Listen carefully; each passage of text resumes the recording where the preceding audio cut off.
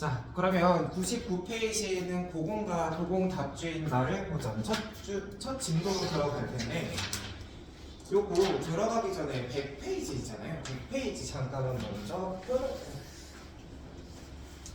고전을 좀 그래도 개관을 해놓고 들어가야 되겠죠. 내일은 첫 시간이니까. 그래서 오른쪽 빈 공간으로 별표 해주시고 고전 시간 한번 적어놓고 얘를 우리가 뭐 모의고사나 아니면 내신 같은 데서도 모르는 게 훅훅 나올 수 있단 말이죠. 그럴 때 어떻게 읽어놓을 것인지 그걸 한번 좀 개관을 해놓고 갑시다. 자, 그럼 고전 시간에 뒤에 시가가 붙어 있으니까 당연히 우리가 좀 쉽게 읽는 현대시랑 똑같이 시예요. 다만 차이점은 이게 옛날에 쓰여졌다 뿐이지 현대시랑 사실상 똑같은 거죠. 둘 다 시라는 점에서. 자, 그럼 얘가 결국 시다 보니까 읽어내는 방법은 현대랑 큰 차이는 없단 말이야. 결국 시기 때문에 누구를 중심으로 파악하면서 하면 되는 거죠. 말하는 사람인 화자를 중심으로 파악하면 되겠지. 그래서 우리가 얘도 화자가 누구인지 일단 파악이 되면 얘가 무엇에 대해서 얘기하는지를 찾아가면 되죠. 보통 시의 구조를 얘기했을 때 화자가 이야기하는 건 우리가 시적 대상이라고 하거나, 제가 칠판에 대해서 시를 쓰면 걔가 시적 대상이죠. 혹은 나는 이런 처지에 놓여 있어 라고 얘기하는 걸 시적인 상황이라고 할 겁니다. 결국 시를 제일 간단하게 나타내면 화자가 시적 대상이나 상황에 대해서 이야기를 하는 거예요.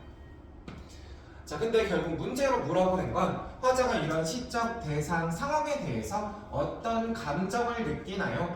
이걸 물었을 때 결국 그 문제에 끼어드는 시적 화자의 정서가 되는 것이고, 그럼 화자는 이런 상황에서 어떤 자세를 보이나요? 뭐 수용적인가요? 저항적인가요? 이런 것들을 물었을 땐 이게 시적 화자의 태도와 관련된 질문이 되겠죠. 자, 근데 결국 화자의 정서와 태도 같은 것들이 뭐 이게 드라마나 영화에서 우리가 행동을 통해 막 눈으로 직접 볼 수 있는 게 아니죠. 결국 화자의 말을 통해서 알 수 있다 보니까 화자의 말투인 무엇도 같이 파악이 돼야 돼요. 말투를 뭐라고 했었지? 어조. 그래서 이것이 단견하는 어조도 같이 읽어낼 수 있어야 된다. 그럼 모든 시의 구조가 이렇게 똑같아요. 화자가 시적 대상, 상황에 대해서 얘기를 하고 거기에 단견하는 정서와 태도, 어조는 어떤가? 이걸 결국 물어보는 게 모든 시의 공통점이죠. 근데 고전 시가가 좀 어렵게 느껴지는 건 얘가 옛날에 쓰여졌기 때문이란 말이에요. 그래서 고전을 읽다가 우리가 딱 부딪히는 게, 야, 여기는 도대체 무슨 소리를 하는지 모르겠다 하는 읽히지 않는 부분이 많다는 게 문제점이 되겠죠. 읽히지 않는 부분들이 많다. 그래서 여기는 도대체 뭔 소린가 알 수가 없다. 현대시 같은 경우는 그래도 우리가 요즘 쓰는 글이랑 크게 다르지 않기 때문에 이런 소리겠네 정도는 읽히는데 얘는 이게 문제란 말이에요. 즉 옛날 말인 고어로 쓰여졌기 때문에 이런 문제점이 생기겠죠. 그럼 결국은 우리가 이렇게 읽히지 않는 부분들이 있을 때 이걸 어떻게 해결할까가 가장 중요할 거 아니에요. 그럼 이렇게 읽히지 않는 부분들이 있을 때 우리 얘네들은 기본적으로 넘기면서 그냥 읽어주시면 됩니다. 여기는 도대체 뭔 소리인지 모르겠는데 넘기세요. 넘기면서 먼저 읽고 그 다음에 앞과 뒤가 나름 해석이 됐다면 문맥상으로 봤을 때 이 정도의 뜻이겠어 하고 파악만 하시고 가면 됩니다. 그래야지 우리가 시간도 좀 덜 쓰고 할 텐데, 그럼 왜 넘기면서 읽으라고 하냐? 일단 고공가를 여러분들이 직접 읽을 때 전개하니라는 표현이 나올 거예요. 전개하니. 그래서 뭐뭐뭐 전개하니 뭐뭐뭐뭐 이런 식으로 나올 거란 말이야. 그럼 저기 나오는 전개하니가 뭔 뜻이죠? 뜻 아시는 분 있나요? 저도 평소에는 요 전개하다라는 말을 볼 일이 없어. 그렇다 보니까 해석이 잘 안 된단 말이야. 근데 우리가 얘가 만약에 해석상으로 꼭 필요한 친구였으면 이 지문 끝에 전개하다는 뭔 뜻이냐면 하고 설명을 해줬을 거예요. 전개하다가 실제로는 뭐 이어져 내려오다 이 정도로 볼 수 있거든요. 근데 얘를 알려주지 않았다는 건 얘를 몰라도 해석에는 큰 문제가 되지 않으니까 알려주지 않았겠죠? 그래서 우리가 해석이 안 되는 부분들은 크게 넘기면서 문맥상으로만 파악하되 한 가지 플러스하면 그래도 자주 쓰이는 것들은 그래도 기억하면 좋겠죠. 자주 쓰이는 어휘들은 우리가 암기를 해두고 가는 게 좋다. 자주 나오는 것들은 우리가 외워두고 갔을 때 뭐 처음 보는 작품이 나오더라도 그것에 대한 이해도나 아니면 이 본문을 읽어내는 속도 같은 경우도 조금 빨라지겠죠. 그래서 고전은 결국 시니까 현대시랑 똑같이 읽어내면 되되 읽히지 않는 부분들이 있으면 넘기면서 가라. 이게 먼저 첫 번째 팁이었고요. 두 번째로 봤을 때 우리가 문학에서는 본문 읽기 전에 먼저 파악하고 가야 되는 게 있었죠. 어떤 것을 먼저 읽고 본문으로 가야 되나요? 문제에 달려있는 보기를 먼저 읽고 오는 게 중요했죠. 근데 고전의 경우에는 이 보기의 중요성이 더 크다. 현대시보다 더 잘 읽고 와야 된다. 이렇게 생각을 하고 가야 합니다. 보기가 진짜 더 중요해요. 그래서 왜냐면 현대 같은 경우는 그래도 읽다 보면 대충 이 소리네 하고 파악은 되잖아. 근데 고공가하고 이렇게 긴 가사를 쭉 던져 넣으면 이게 언제 얘긴지 뭔 말을 하고 싶은 건지 바로 파악이 되나요? 이게 좀 굉장히 어렵겠죠.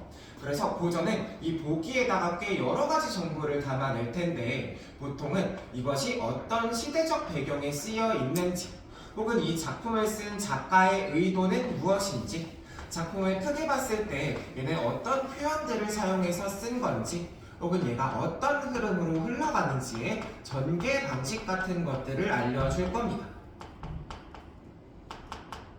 그래서 고전 같은 경우는 보기가 조금 더 상세하죠. 현대보다는. 자, 그럼 이거를 읽고 나서 여러분들이 본문 가기 전에 만들어서 가야 될 건 결국 관점이에요. 관점. 이 작품을 나는 어떻게 읽을 것인가를 만들어서 간다고 생각하시면 됩니다.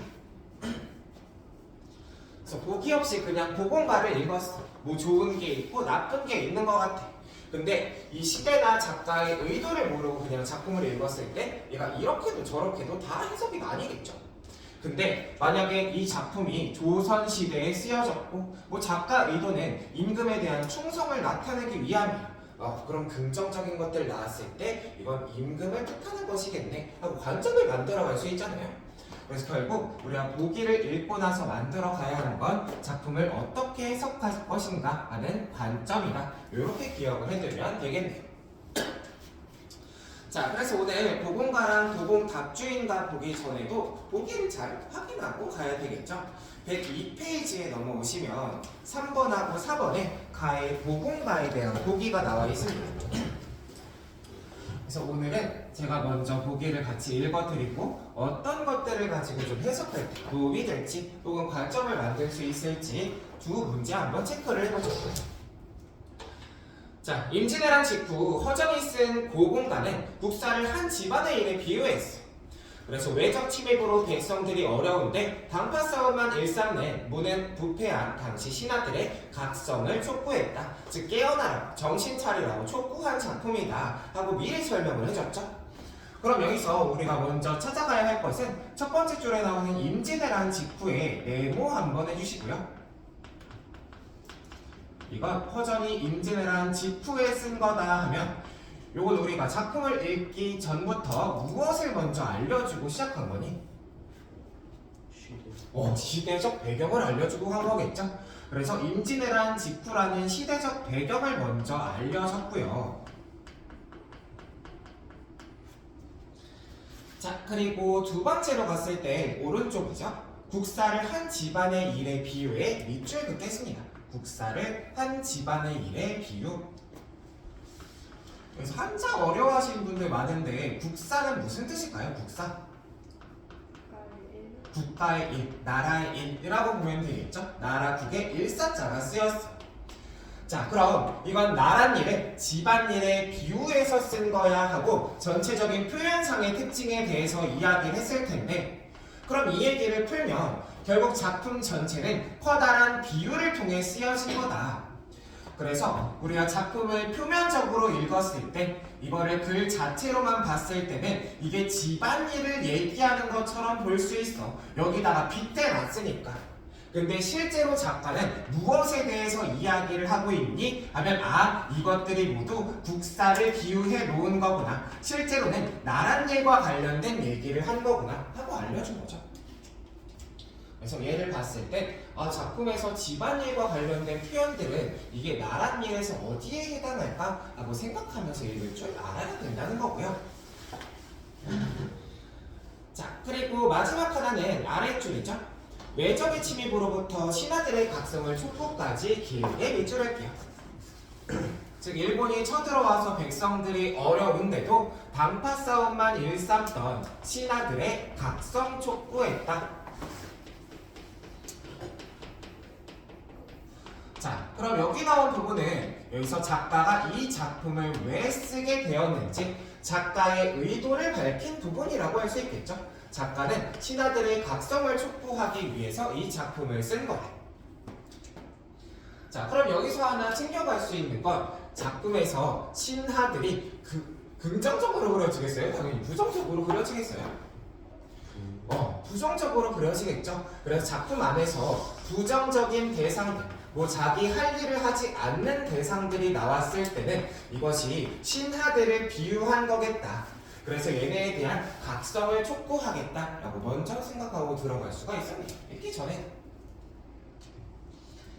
자, 그래서 우리가 4번 보기에서 보공가의 표현, 그리고 작가 의도, 시대적 배경을 먼저 체크했고요. 자, 되시면 3번 보기까지 같이 확인을 해보죠. 여기선 시상 전개 방식과 관련된 정보를 줬습니다. 시상 전개 방식. 우리가 이 친구는 더 가볍게 얘기했을 때 시상 전개 방식이란 시의 흐름이다. 시가 어떻게 쓰여지고 있어요 하고 흐름을 시상 전개 방식이라고 하죠.